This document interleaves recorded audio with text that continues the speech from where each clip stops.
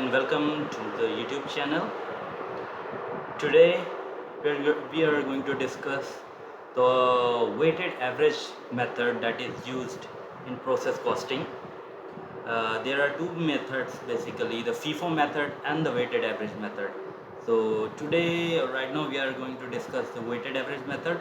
It's a more simpler one as compared to FIFO and not that much complex. So this is a basic question that we'll be discussing, and based on which the concepts will be explained. So just going through the data, you can tell that the beginning inventory cost in form of direct material and conversion cost as provided. Also, the current period cost that is incurred in the current period has also been provided. And regarding informations of the unit, you can say that the beginning inventory units are provided, units that have been started in the current period they have been provided, and the ending inventory has been provided. The percentage of completion regarding materials and conversion cost has also been provided. So this will be considered in the weighted average method based on the concept of the weighted average method.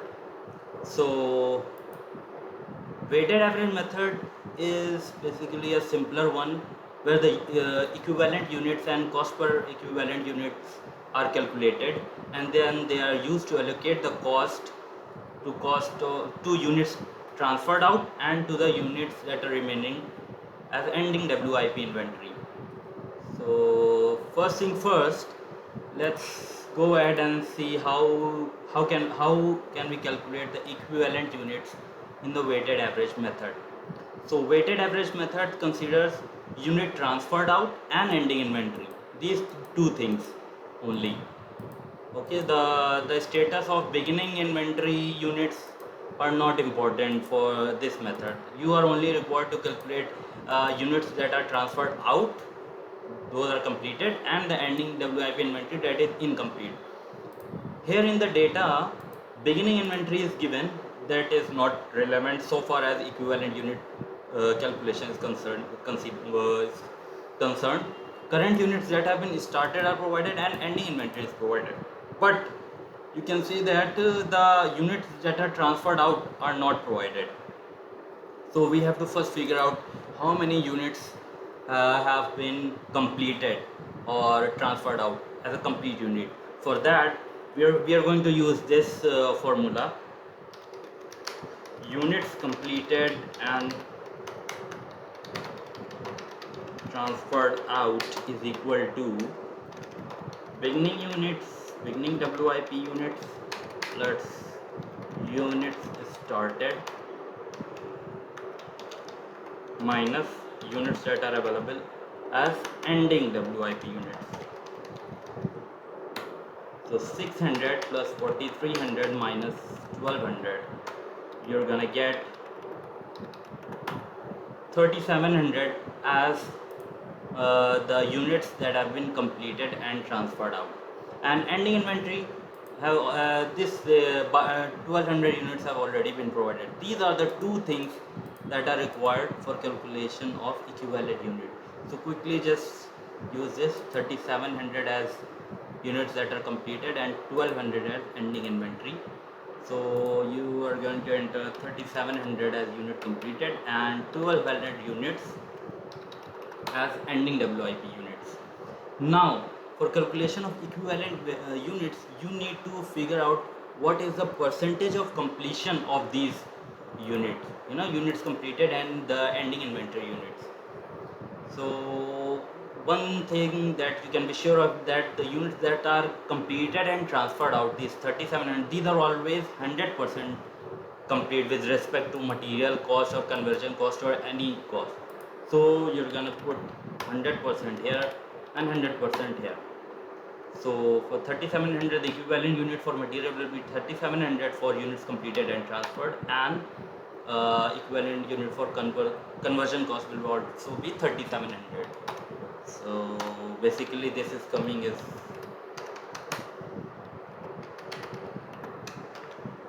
this, and same goes here, this. ending WIP inventory equivalent units, this depends upon the percentage of completion. So quickly just go through the question and see what are the percentage of completion. So the ending inventory is 40% complete as to material and 25% as to complete to conversion cost, 40 and 25. So 40 and 25, this is achieved as 1200 into 40%, and this 1200 into 25%. So this is the total equivalent units. Okay, 4180 for material and 4000 for conversion cost. This is the equivalent unit of production based on the weighted average cost method. As you can see, it is very simple. You have to just figure out the units that are completed and transferred out. These will be 100% complete, so there's no worry about that. And the ending in WIP inventory, you have to just multiply the physical units by the percentage of completion respectively to get the equivalent unit, and you just have to total it. Now comes the part to calculate the cost per equivalent unit. So as regard to weighted average cost method, weighted average method considers beginning WIP cost as well as the current period cost. So unlike the FIFO method that we will discuss in some later in some other video, this consider both the cost, the beginning cost as well as the current period cost. So based on the question data, just put the values here. The beginning cost were 986 and 317. 986 for material and 317 for conversion cost, and current period cost were 12390. 12390, and for conversion cost it was 6083. 6083. So you total the current period cost and beginning cost for material. For material it is 13376, and for conversion it is 6400. The equivalent units have been calculated above. 4180, that will come here, and these 4000, these will come here. So cost per equivalent unit for weighted average cost method is the total cost divided by equivalent units of production. So for material it is $3.2, and for conversion cost it's 1.6. This is achieved by dividing 13376 by 4180 equivalent units, and conversion cost per equivalent unit has been achieved by dividing 6400 by 4000 equivalent units. So that's how you calculate the equivalent unit of production and cost per equivalent unit under the weighted average costing method.